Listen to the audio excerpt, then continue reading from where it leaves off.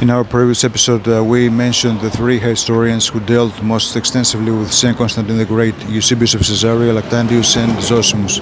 We noted that nearly all the serious accusations directed against Constantine the Great ultimately derived from Zosimus, a pagan historian, and that later Western historiography, especially from the Enlightenment onwards, embraced his narrative with a remarkable enthusiasm.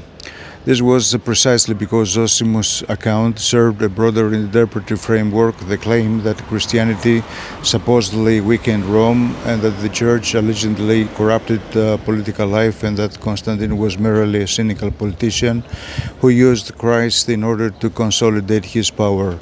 And thus a narrative based upon a later and ideologically charged source such as Zosimus gradually came to be treated as unquestionable historical certainty regarding Constantine's alleged guilt.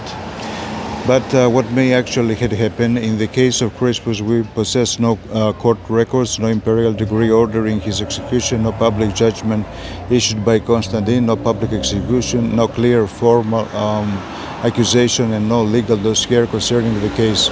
Most importantly, there is no conclusive evidence whatsoever that Constantine the Great coldly ordered the murder of his own son. The same applies to Fausta, for whose fate no fully documented and reliable contemporary sources exist.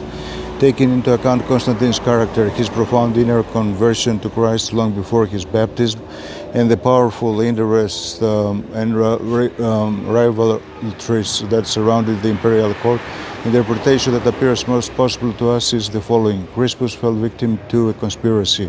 Fausta, Constantine's second wife and the mother of three sons whom he wished to see ascended the imperial throne, and who ultimately did become heirs, had every reason to desire the removal of Crispus, the legitimate heir, from the line of succession. Although the accusation brought against Crispus was false, Constantine, as a lawgiver who respected the rule of law, could not simply ignore such a grave allegation.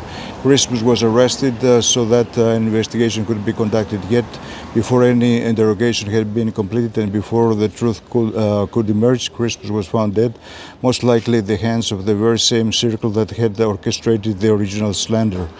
With this, we conclude our three-part series examining the accusations that have been raised against our Saint Constantine the Great.